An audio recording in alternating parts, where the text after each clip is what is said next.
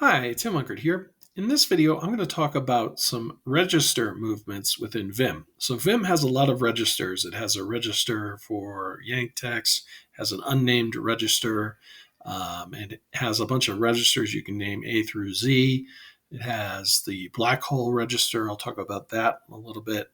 And it has a clipboard register, which isn't working yet on my VIM, and I'll explain to you why that's not working as well. All right, so let's go here and I wrote this little story. Billy went to the store. He got milk. He then had milk and cookies. Character name is the main character of the story above. And then below that, I have second character name will be deleted forever. No, we'll get to that in a moment. But let's say I wanted to, instead of have character name, I wanted to have Billy, right? Because that's the main character. So I would do yank inner word to yank Billy with YIW. And then I could do delete inner word and P to paste, and I still get back character name. And in fact, it's pasted a little bit weird. It's like there's a space before, not a space after. We'll talk about that in a moment as well. So I'm going to undo this and put this back, and then let's go through why that happened. So that happened because when I did delete inner word, character name got put in the unnamed register, and when I pasted from the unnamed register instead of the yank register, which Billy's in. So let's paste from the yank register. So I'm going to go up here, YIW, yank inner word. Then I'm going to go down here, DIW, delete inner word. And now what I'm going to do is double quotes 0 and P. And I get Billy. Now the formatting's still off. Again, I'll explain that in a moment. But that's because the 0 register is the yank register. And to call a register before a movement like yank, delete, or delete, you do double quotes and then the name of the register, in this case, again, 0 register. Okay, let's show you another way I can do that. So I'm going to undo that, put character name back. I'm going to go up here and I'm going to put Billy in a letter register by doing double quotes A, yank inner word. Okay, so the double quotes in the A, put it in the A register.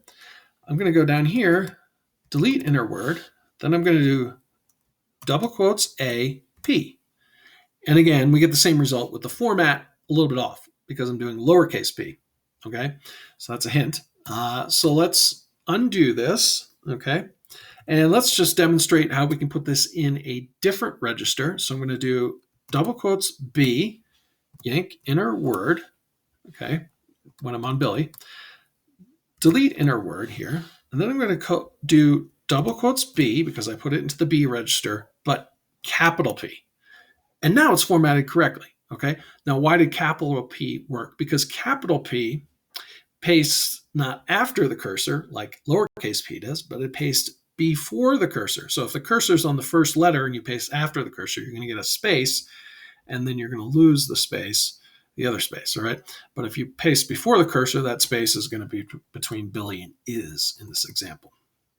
Okay. So I'm going to undo this stuff again. I'm going to go up here, yank inner word, go down here, delete inner word, then double quotes 0, capital P. Okay, so that gets the same result. That's probably the faster way to do it. All right.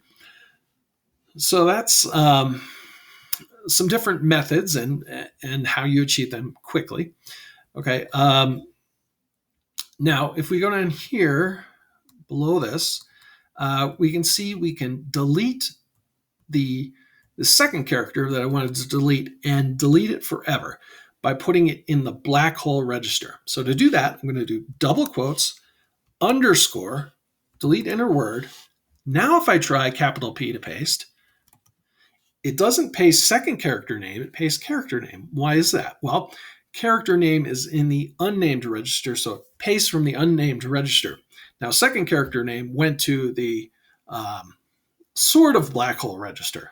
I'll say sort of, in that I can't paste it back, but I can undo it back. Okay, so it's kind of gone forever. All right, and the last thing I wanted to talk about in this video, which I can't actually do here, is if I were going to Let's do this. Let's go GG V capital G, and then $ to go to the end of the line there. And what I could do is do double quotes plus yank.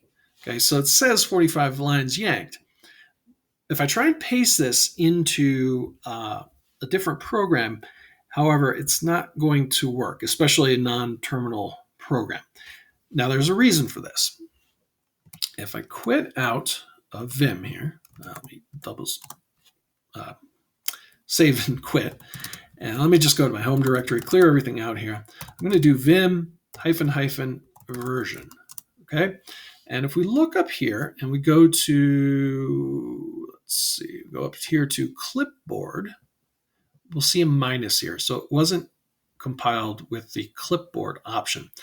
So over the course of the next day, I'm going to try and compile it with the clipboard option, build it from source and all that stuff, just so I can get this. We also see that it doesn't have the X11 clipboard as well. And I'm going to try and demonstrate how you can paste it in. Now, I did get it pasted in once, but it's kind of spotty by installing Vim GTK3, which I think has a clipboard option enabled. Now, GVim annoys me in a lot of ways, but it did work for pasting it one time, and I already tried to do this video, and when I tried to show you with pasting it in from GVim, it didn't work. So I'm like, but of course it failed then.